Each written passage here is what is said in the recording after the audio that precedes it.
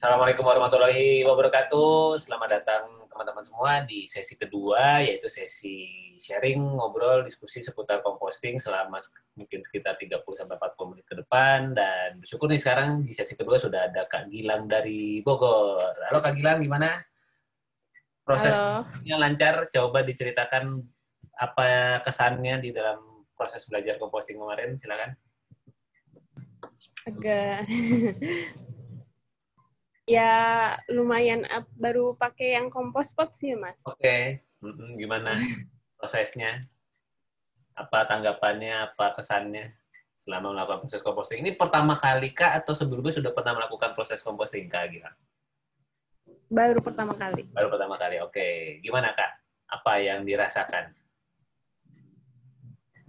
Ya, Coba, menyenangkan juga sih. gimana Kak? Menyenangkan. Emang lagi baru mulai nanam-nanam buah kan di depan rumah juga emang butuh pupuk ya. Mantap. Nah, tapi belum dipakai kan, baru Ya, masih masih diproses ya Kak? berapa Mhm. proses. Berarti sudah berapa hari nih kompos potnya? 3 hari ada ya? 3 hari, 4 hari ada nggak? 3 hari ya.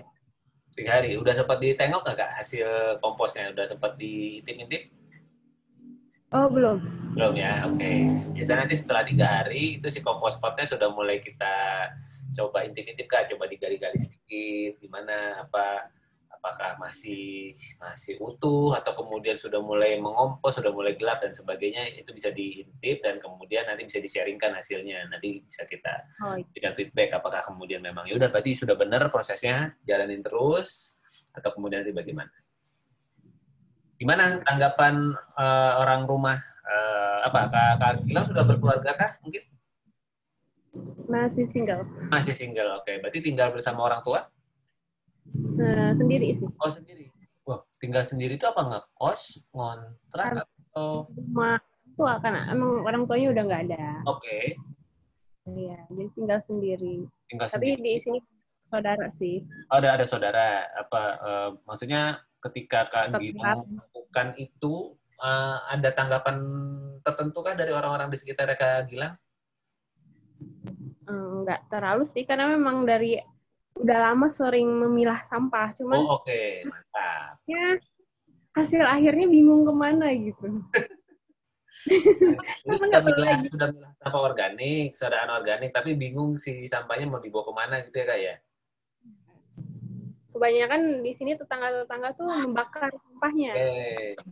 Kadang suka ikut gitu. Hmm.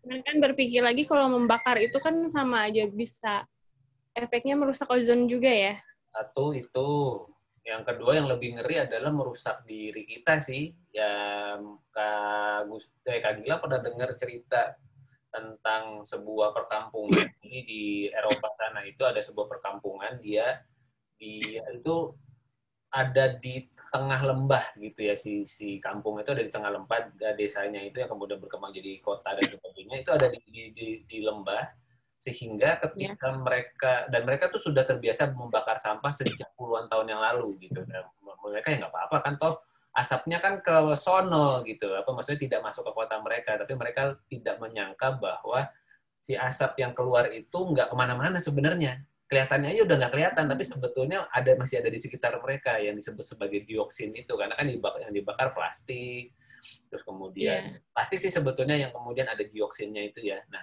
efeknya yang terjadi adalah pada keturunan mereka lah jadi mereka keturunan mereka itu kemudian ada yang cacat yang paling ditengarai adalah mandul gitu ya jadi mereka tidak mudah punya keturunan dan sebagainya dan mereka jadi Oh, bingung kenapa kemudian kejadian sama gue ya, sama keluarga kita, dan kok sekampung atau daerah ini mengalami hal yang mirip.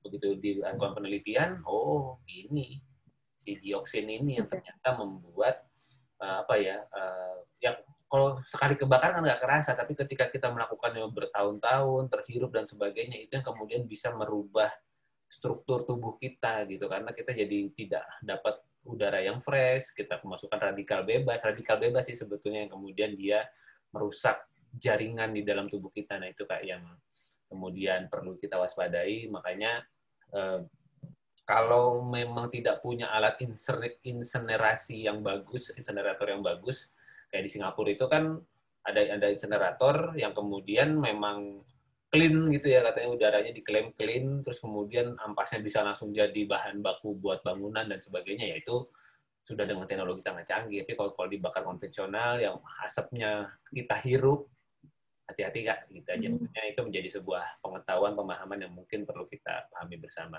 Lebih baik di negara kita ini, ya kita coba kumpulin aja plastik itu dan kemudian cari bank sampah yang kemudian sekarang sudah ada teknologi untuk mengolah sisa plastik, itu sudah ada.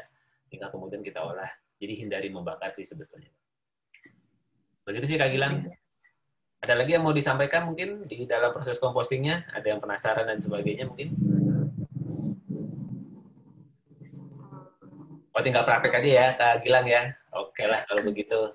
Pokoknya ditunggu ya Kak hasil-hasilnya. Pokoknya sedapat mungkin teman-teman di sini, kemudian sudah ada Kak Ruth juga, ada Kak Asni juga. Apapun hasil composting Anda, kalau bisa tidak disimpan sendiri. Mumpung kita masih ada grupnya, mumpung selama 30 menit kita masih bisa sharing dan dapat feedback secara langsung dari ya saya sebagai praktisi dan kemudian teman-teman yang lain.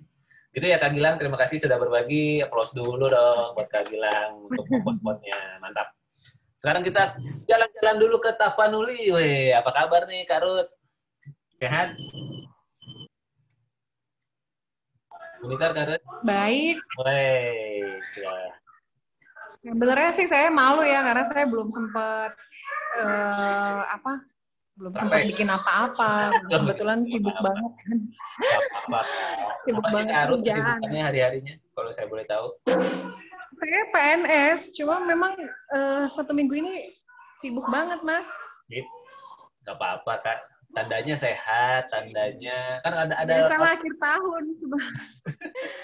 Kalau aku sih sebetulnya malu ya, karena belum ada ngelakuin apa-apa. Cuman dulunya tuh pernah juga bikin ekoenzim, udah pernah. Oke. Berhasil nggak? Kendalanya berhasil, tapi cuma 1 kali bikin. Habis itu kan karena iya. Terus untuk composting memang saya udah PR udah lama sih pengen bikin gitu ya. Cuma memang saya yang belum bisa manajemen waktu untuk membuat. Gitu. Oke. Kira-kira apa rencana ke depannya, Kak Ruth? Nunggu ganti tahun dulu baru ngompos atau gimana? Iya, aduh maaf banget Mas. Memang akhir tahun ini banyak banget kerjaan sih. Senang-senang aja gitu. Maksudnya kan yang penting kan Kak Ruth dapat wawasannya, Kak Ruth tahu bahwa apa yang dilakukan oleh teman-teman, mungkin ada Kak Gilang pakai kompos pot gitu ya, mungkin nanti Kak Asni dengan metodenya, apa yang saya sharingkan di sana. Nanti kan sayangnya sih di daerah saya memang sama sekali nggak ada ya yang pakai itu. Paling saya nggak ada. Kita di sini tuh rata-rata memang ya nggak ada yang peduli sama sampah gitu. Berarti Kak Ruth akan menjadi pionir ya, akan jadi penyebar pertama nih kayak. Iya.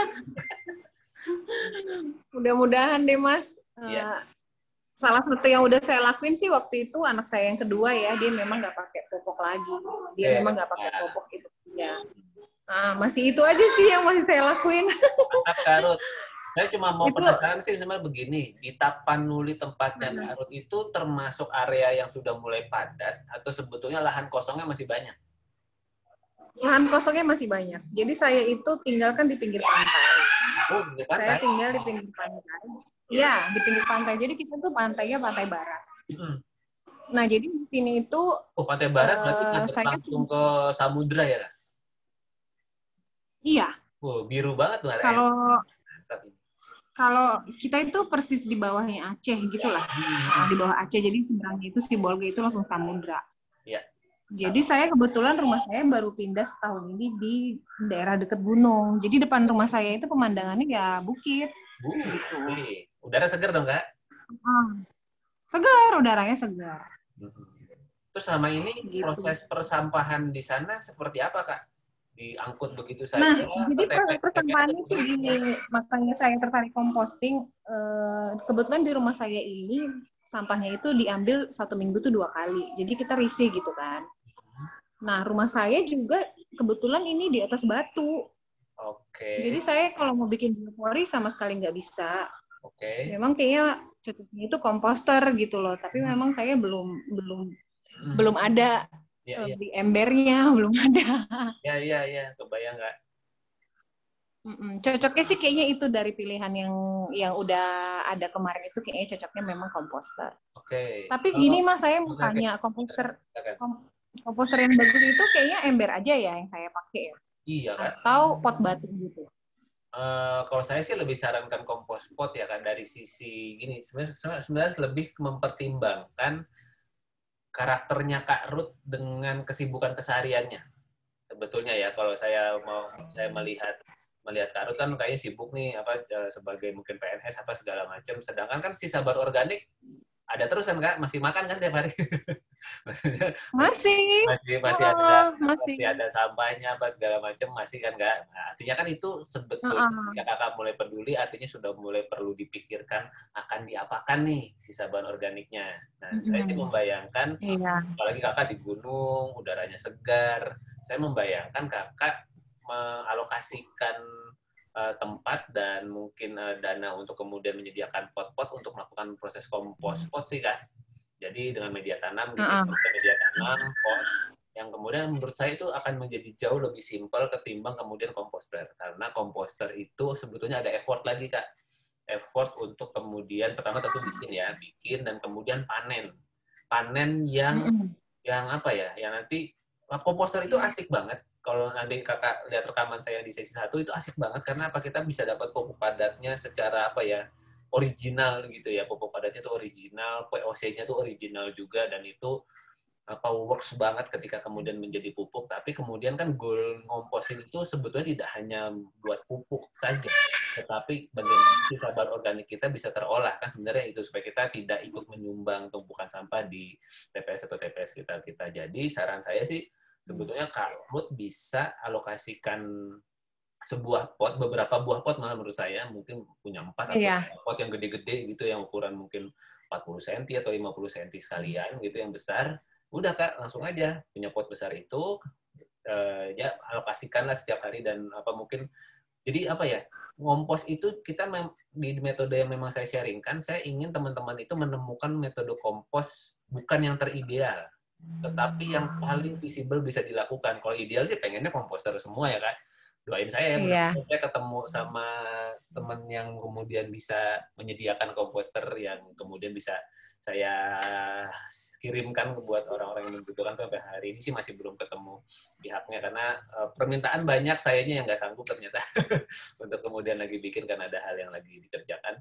Tapi artinya yang sangat bisa Kak Ruth lakukan menurut saya adalah Kakak bikin kompos pot dengan cara yaitu setiap hari si sabar organik Kakak ya alokasikan waktu mungkin 5 menit hanya untuk sekedar mengurangi ukuran, caca-caca dikit, kasih mol sedikit, ekoenzim ya, kalau sebenarnya ekoenzim bukan mol ya, jadi dia sebenarnya tidak disarankan sebagai mol, kurang beda peruntukan.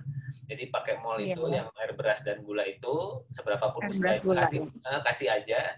Udah Kak, langsung kemudian masukkan ke jadi pot nih, di pot terus kasih tanah di bawahnya, kasih sampahnya, langsung Kakak tutup pakai tanah lagi.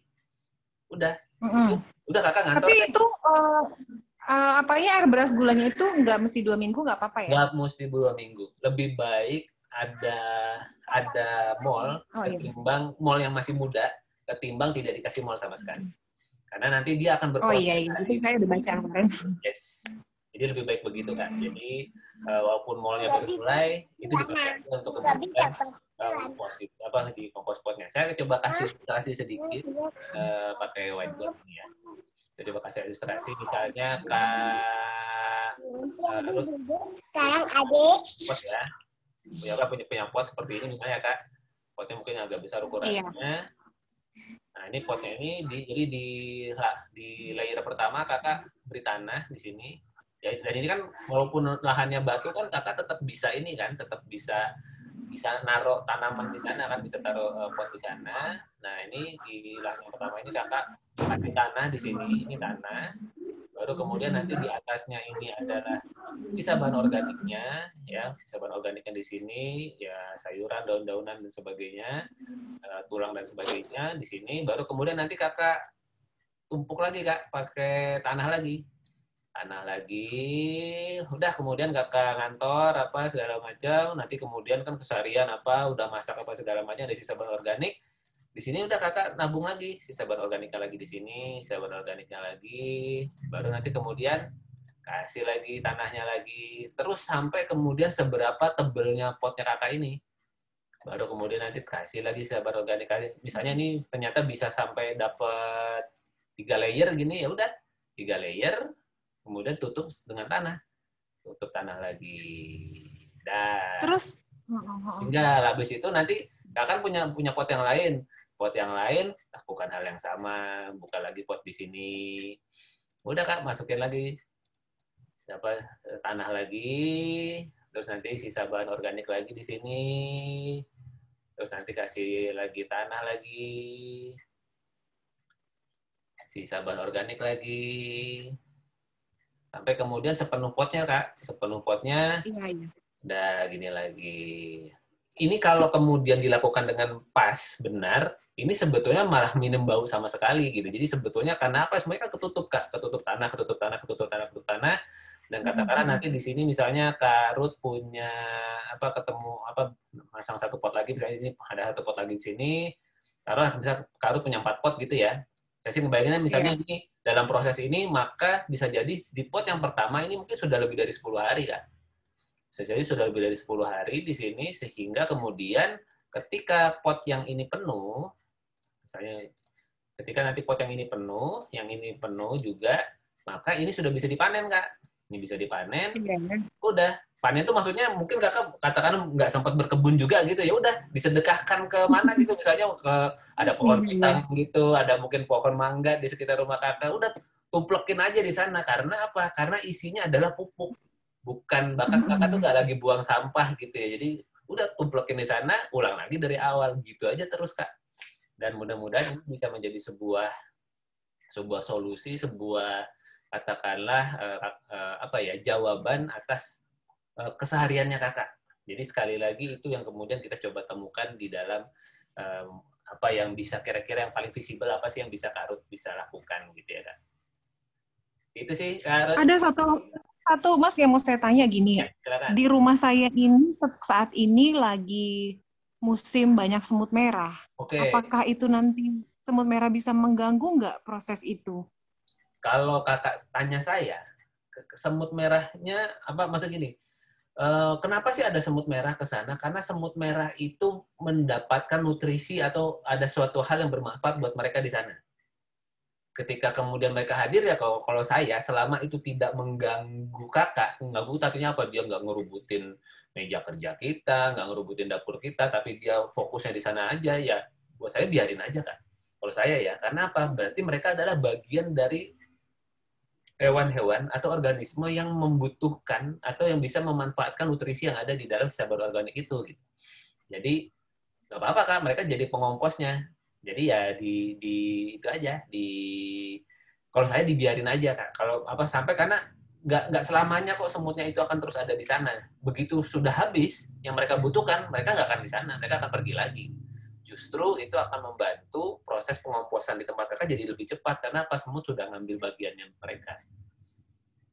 Gitu sih Kak Ruth, kalau dari bayangan saya sih seperti itu, biarin aja. Iya, karena kan ada di depan kamar saya kan saya bikin tanah juga ya untuk tanaman. Dia di situ, jadi kadang tanahnya jadi kayak kering gitu. Oke. Nah itu yang kadang-kadang saya apa nanti mengganggu ya gitu. Nah jangan-jangan Kak, ketika Kakak nanti membuka kompos pot, ya mungkin nggak pas di depan kamar Kakak ya, mungkin agak jauh dikit gitu ya, sekitar 2 atau 2 meteran gitu lebih jauh. Bisa jadi semutnya tidak akan ke depan kamar Kakak, tetapi dia ke daerah kompos pot. Karena apa? Menurut dia ya di sanalah sumber nutrisi yang bisa dia ambil gitu. Jadi, kalau saya sih selalu melihat proses ini. Ya, itu tidak akan mengganggu proses di dalam kompostur itu, Mas. Apa itu, Kak? Apanya tadi? Maaf, agak terputus. Oh, beneran keputus. Oke. Kak Ruth, detailnya boleh nanti dibahaskan di grup WhatsApp aja ya, Kak, kalau misalnya nanti ada hal teknis. Tapi menurut saya semut merah selama tidak mengganggu di itu aja. Sudah baik lagi, Kak Ruth. Oke. Kak Ruth, nanti kita sambung lagi ya. Sekarang saya mau ke Kak Asni dulu. Oke, sebelumnya applause dulu deh buat Kak Ruth yang tetap bersemangat mau mengolah sampahnya walaupun lagi walaupun aku tuh sibuk banget, tapi aku kepengen ngolah sampahnya dan itu sangat luar biasa. Mudah-mudahan Kompospot bisa jadi solusi buat Kak Ruth untuk kemudian mulai memilah sisa organiknya. Sekarang kita ke Kak Asni. Gimana Kak Asni proses belajar composting selama beberapa hari ini? Apakah sudah mulai dipraktekkan?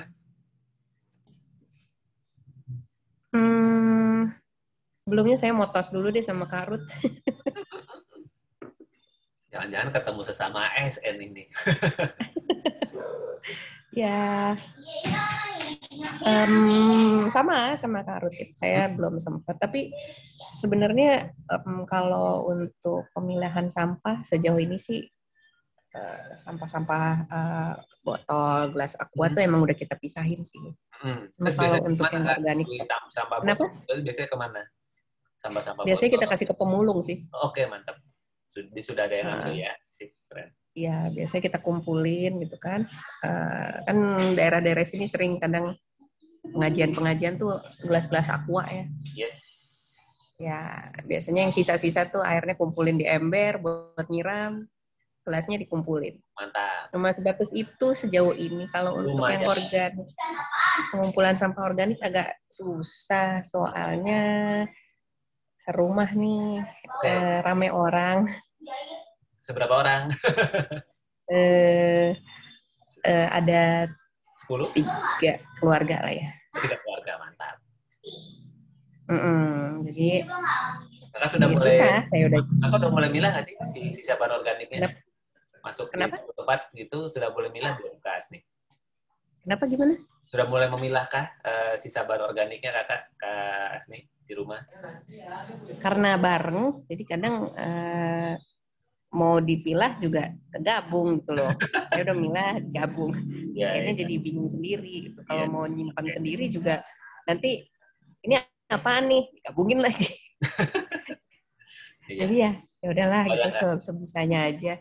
Kalau untuk masalah bikin kompos, saya sebenarnya udah sering ngintip-ngintip orang yang komposter gitu. Saya pikir apa saya perlu beli atau saya gimana. Cuma masih belum ngerti caranya, malah takutnya malah jadi bau. Yes. Tuh, makanya ikut grup ini. Terus kira-kira rencana ke depannya bagaimana Kak Asni untuk composting ini? Apakah mau mulai melakukan pendekatan kepada semua keluarga? Kayaknya mungkin kayak perlu forum duduk bareng gitu ya Kak sekeluarga untuk kemudian kenapa dan keluarga perlu dapat why-nya juga yang sama sih kenapa kemudian kita perlu melakukan itu karena kalau bergerak sendirian bisa ya banyak tapi kan nanti jadi sakit hati jadi kita cuma gue sendiri nih yang peduli nih gitu padahal mungkin hanya butuh dikomunikasikan dan siapa tahu ternyata anggota keluarga lain sebetulnya setuju gitu dan itu bisa menjadi sebuah hal yang baik mungkin loh Kak ini sih iya sih sebenarnya bisa mungkin ya cuman kadang-kadang karena mungkin belum terbiasa gitu jadi kayak misalnya saya udah misahin nih nanti ada yang lewat lagi mau beres rumah ini kenapa nih dipisahin digabung gitu mereka nggak ngerti terus Kakak jawab apa ketika ada yang nanya ini kenapa dipisahin kadang maksudnya ya kan saya kerja atau apa biasanya kan beresnya ketika suka-suka hati lah siapa yang mau beres siapa yang gini pas saya pulang lah udah digabung nggak mungkin ya saya pisahin lagi gitu kan udah jadi mungkin jadi saya tadi dengar pembicaraan dengan Kak Ruth ya saya pikir mungkin harus pakai komposter ya jadi tersendiri gitu jadi saya bisihin sendiri aja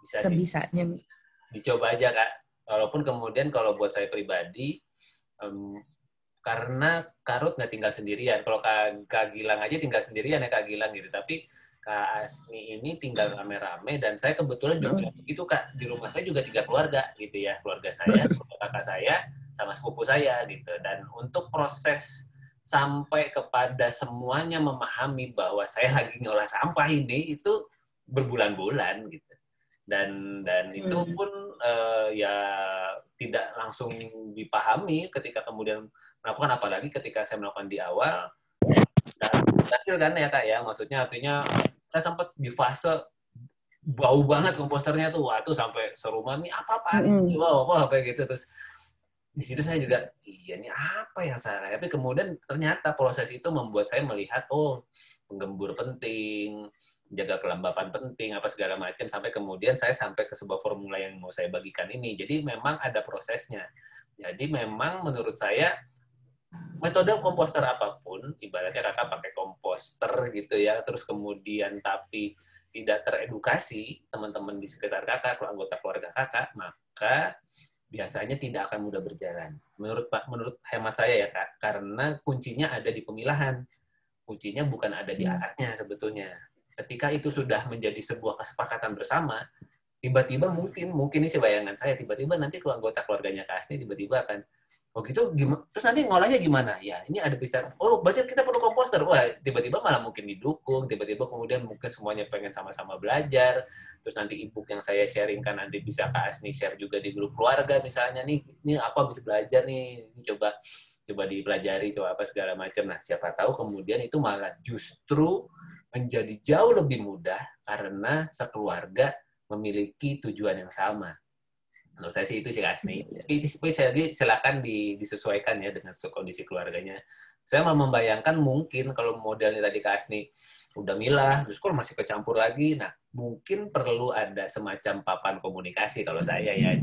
Apakah kemudian, saya nggak tahu apakah keluarga itu ada di satu grup yang sama, kemudian kakak bisa, maaf ya mulai hari ini dipotong tempat sampahnya di sini khusus organik aja gitu, apa yang sampah botol atau sampah saset apa segala macam masuk di tempat sampah yang ini ya, misal seperti itu, karena itu akan dan beberapa teman-teman yang katakanlah anggota keluarganya mempertanyakan itu kemudian mendapatkan apa ya, kalau saya suka bilangnya golden moment atau magic moment ketika kemudian mereka mungkin mendapatkan informasi dari luar gitu, dari tempat lain, betapa pentingnya ngolah sampah, terus ketika tahu anggota keluarganya sudah, oh ternyata kamu melakukan ini ya, wah tahu gitu, nah itu jadi kadang-kadang ada hal-hal yang kemudian tertipu ketika mereka dapatnya malah dari sumber lain. Biasa kan kalau keluarga kan kadang kita tidak terlalu didengarkan, biasanya begitu, tapi ketika kemudian dia dapat sumber lain, nyata Kak Asni sudah melakukan, ternyata mereka bergerak bersama. Siapa tahu Kak, siapa tahu. Jadi ini sih berdasarkan apa yang saya bayangkan saja mengenai kondisinya Kak Asni. Yang penting Kak Asni tetap semangat, tetap memanfaatkan momen kebersamaan kita di grup. Kalau ada yang mau ditanya-tanya, siapa tahu bisa menginspirasi. Ya, mau nanya tadi yang dipaparkan ke Kak Ruth, misalnya pakai, kan penggembur itu tanah ya? Penggembur itu bukan tanah. Penggembur itu adalah sisa bahan organik yang bisa menyerap air. Kalau tanah itu nggak nyerap air, tanah itu menjaga kelembapan. Jadi dia kalau kemudian sampah kita campur dengan tanah, maka dia tidak akan terolah. Makanya kemudian modelnya compost pot, bukan sampahnya kita masukin di tanah terus kita kubur, nggak seperti itu, tapi tanah, kompos, tanah, sampah gitu. Jadi modelnya tuh di layer-layer seperti itu. Baru nanti mereka akan terkompos dengan secara alami dengan sendirinya, baru kemudian nanti bisa dicampur setelah itu. Jadi penggemburnya tetap pakai material organik yang bisa nyerap air Kak, serbuk gergaji, abu gosok dan sebagainya. Kalau tanah apa aja? Tanah bebas, media tanam bisa, tanah apa aja bisa. Media tanam, tapi bukan media pengganti tanah berarti kan? Bukan, maksudnya apa ya media pengganti tanah itu apa ya? Media tanam gitu atau? Iya, media tanam kan ada tuh yang mereka kayak dari sekam campur-campur. Boleh kan, nggak apa-apa. Itu kan sebetulnya sudah bisa dipakai. Itu bisa kan, sangat bisa. Pakai media tanam yang ada di tukang tanaman itu bisa dipakai. Harus dicoba deh. Begitu Kak Asni, tetap semangat. Applause dulu dong buat Kak Asni. Siapa tahu setelah ini, tahu-tahu besok pagi, ternyata ketemu solusinya. Ternyata solusinya tidak jauh-jauh dan sekeluarga Kak Asni bersemangat mengolah sampahnya. Amin. Terima kasih loh Kak Asni sudah berbagi. Oke, sekarang kita mau ke Kak Ovi bisa sharing sekarang mumpung lagi on. Kayak tadi Kak Ovi keluar masuk nih, Kak Dwi Ratna. Silakan Kak, gimana proses ngomposnya di rumah? Bisa diceritakan? Zoom 2 tenang Kak, ada sesi rekamannya juga nanti akan dibagikan. Kalau belum bisa kita ke Kak Selvi dulu deh. Halo Kak Selvi, gimana perjalanan ngomposnya selama seminggu? Ini belum mulai saya. Malah belum mulai. Asik nih. Tenang, jadi Kak Ruth tenang, Kak Asni tenang. Ada temannya banyak. Iya. Gimana? Soalnya saya takut itu ya sama. Saya juga telat join ini tadi, maaf. Nggak apa-apa, Kak. Saya takut bau itu loh. Soalnya saya dulu pernah ngompos tapi pakai apa itu ya? Pakai plastik yang tinggi itu loh. Kompos apa ya itu? Gitu ya, Kak ya? Iya, terus itu ternyata bau. Saya kan tinggalnya ya cuma di perumahan gini, kan nggak enak sama tetangga-tetangga. Kadang juga Kak, bau waktu itu, Kak? Apa yang Kakak lakukan pada saat itu? Ada petunjuk atau gimana? Atau asal cemplungan atau ya, Kak? Mungkin saya kurang penyerapan airnya. Jadi kan akhirnya becek. Betul. Becek, terus habis itu, bau tempat sampah gitulah. Yes, betul, Kak. Kurang daunnya mungkin juga kurang. Saya kan nggak ngerti alternatif lain selain daun kering waktu itu. Sip, betul, Kak. Sekarang masih ada kompos bagnya, Kak? Kompos bagnya masih ada? Dibuang suami saya. Karena sudah menyebar kemana-mana, nanti takutnya tetangga komplain malah. Iya. Sip, Kak. Terima kasih sudah berbagi dan sudah mau menambah informasi di sini. Terus rencana ke depan, Kak Selvi, apa kira-kira? Mau kembali ke kompos bag atau pakai kompos pot atau pakai apa rencananya ke depan? Ini pikir saya mulai awal kayak jenengan ini. Saya coba awal seperti tutorialnya. Mantap. Kemarin dapatnya separuh-separuh ilmunya. Jadi belum sempurna juga kemarin, akhirnya gagal. Wes, mantap. Tapi lebih baik daripada tidak pernah mencoba. Karena sudah tahu. Sendirian sama, sendirian aja. Iya. Yang setuju cuma sendiri saya aja, yang lainnya enggak. Mantap, Kak. Rencananya jadi apa, Kak? Masih mau ngompos bag lagi atau mau pakai metode yang lain? Rencananya gimana? Rencananya, ya ini kayaknya seperti ini aja. Pakai ember itu kayaknya. Kompos pot atau ember gitu ya? Iya, kayaknya coba ember ini mungkin. Itu harus langsung tertutup terus ya, Pak ya? Sebetulnya dengan tertutup dia kan jadi tidak lembab, Kak. Itu akan jauh lebih baik hasilnya. Jadi sebaiknya sih ditutup dulu sampai kemudian dia sudah siap panen, kurang lebih seperti itu. Panennya itu berapa bulan ya? 3 bulan? 4? Jangan lama-lama, Pak. 10 hari cukup. Oh ya? Kalau benar ya, artinya gini, benar itu Kakak memberikan mol, terus juga memberikan penggembur di dalam prosesnya, terus kalau misalnya pakai kompos pot, maka dia tertutup dengan rapi, dengan bagus, tidak kena hujan. Rata-rata sih berdasarkan pengalaman baik pribadi maupun teman-teman yang akhirnya berhasil, itu dalam waktu 10 hari itu sudah layak panen sebetulnya. Tapi bisa jadi mungkin disimpan lebih lama juga bisa. Tapi rata-rata 10 hari itu sudah selesai sebenarnya proses pengomposannya itu. Kalau kemarin pas saat saya juga pernah baca-baca itu katanya harus diaduk-aduk gitu. Perlukah? Diaduk-aduk setiap perlu ketika dia sudah akan dipanen. Jadi misalnya gini, Kakak misalnya kompos pot ya, misalnya Kakak mau pakai ember yang mau jadi kompos pot tadi itu ya. Misalnya kalau ember berarti Kakak pastikan bawahnya dilubangi ya, Kak. Ketika mau pakai model kompos pot dan kemudian pakai tanah, maka pastikan bawahnya dilubangi. Tapi kalau misalnya ember aja nggak dilubangin, nah itu bisa jadi problem memang, karena nanti akan ada tantangan selanjutnya. Kecuali Kakak mau modifikasi menjadi komposter, saya ada videonya, nanti Kakak bisa kemudian mengadaptasi ya, atau kemudian bisa diolah lah kalau embernya bisa jadi komposter. Nah, kalau tadi saya mau ngomong apa ya? Itu kompos pot itu kompos pot itu dia ibaratnya selama dia prosesnya benar ya dia bisa dipanen dengan lebih cepat sih, Kak. Jadi nggak perlu diaduk-aduk setiap. Oh ya, soal diaduk-aduk. Maka saya ngomong apa ya? Diaduk-aduk itu nanti akan dilakukan, Kak. Dilakukan setelah kemudian dia terkompos beberapa hari. Misal gitu ya. Kalau saya tuh misalnya di compost pot itu, ketika dia sudah lebih dari 3 hari, saya tuh suka saya intip tuh si sampahnya itu. Itu diintip, oh ternyata sudah mulai menggelap. Nah itu kita bisa aduk tuh Kak. Kita bisa aduk. Udah dia sudah mulai jadi. Ibaratnya di atasnya mau kita kasih tanah lagi, kasih sampah lagi, kasih tanah lagi juga bisa. Jadi tidak perlu diaduk secara rutin sebetulnya. Nah, bahkan nanti ketika Kakak tertarik mengolah embernya jadi komposter, pastikan di tengahnya ada pipa tengah. Ada pipa tengah di tengahnya, pipa paralon bisa 2 inci ke atas, yang kemudian diberikan lubang-lubang. Supaya apa? Supaya kemudian kita tidak perlu ngaduk. Karena bagian tengahnya itu sudah ada rongganya. Jadi begitu ya, tidak perlu diaduk lagi. Berarti lebih baik menggunakan compost bag itu ya, daripada ember ya? Dua-duanya bagus sih Kak. Dua-duanya bagus. Compost bag juga bisa dipakai, apalagi Kakak sudah tahu kan bahwa kuncinya adalah menjaga kelembapan. Kuncinya adalah Kakak tidak memasukkan katakanlah sampah begitu saja ke dalam sampahnya misalnya seperti itu. Maksudnya kemudian Kakak sudah tahu bahwa ketika kita memasukkan sisa bahan organik kita yang mau kita kompos itu tidak dalam kondisi basah, satu. Kedua, kemudian kita sudah kasih mol juga. Saya lagi fungsi mol ini kan mempercepat proses, Kak.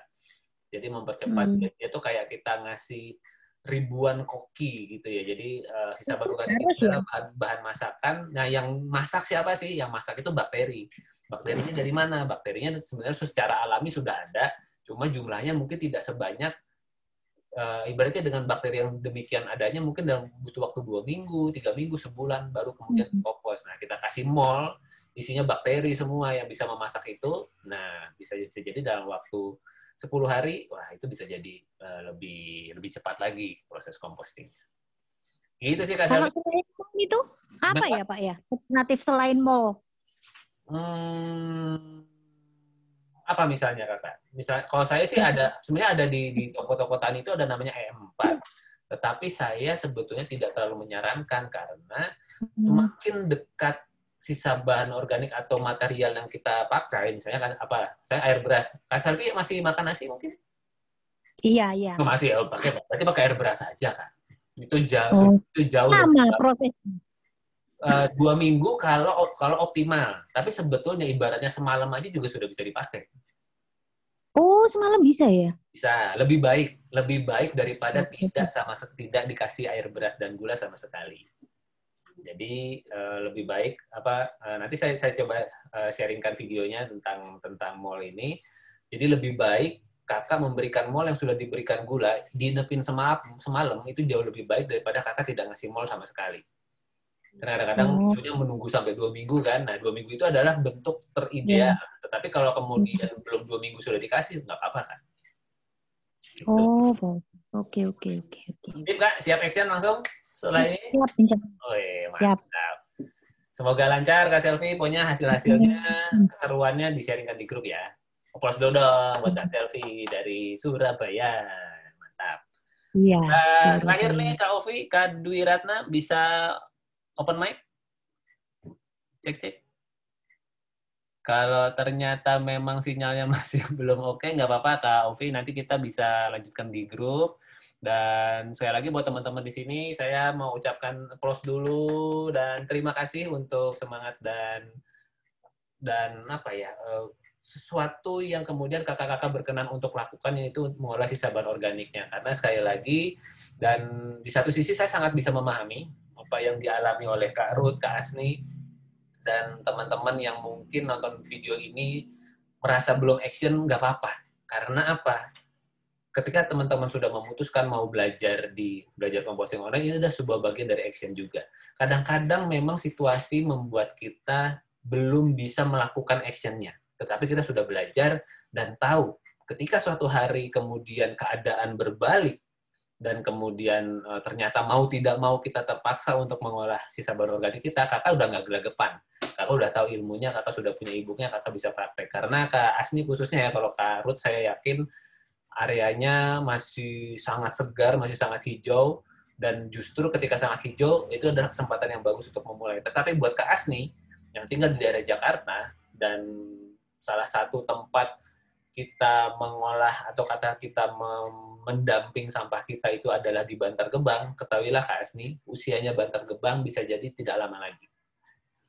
Bisa jadi mungkin ya kita dapat 1-2 tahun ke depannya sudah bagus. Kak Asni bisa bayangkan apa yang akan terjadi kepada Kak Asni dan keluarga ketika sampah di rumah Kak Asni nggak ada yang ngambil.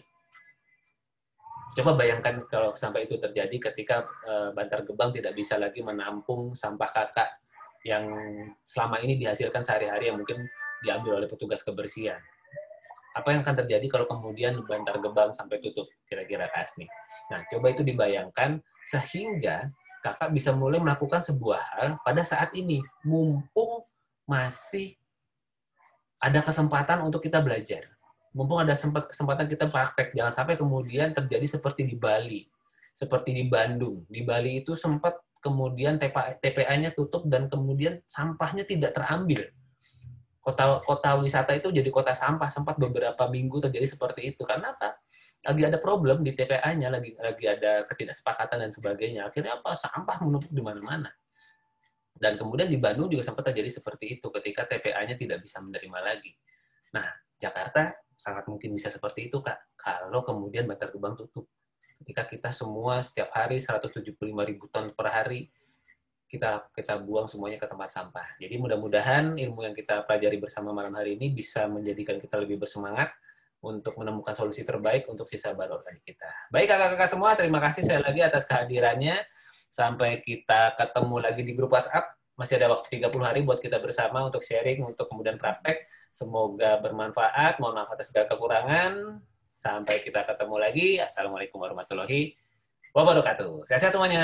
Terima kasih kakak-kakak. Terima kasih Pak, izin live. Monggo, sampai kita ketemu.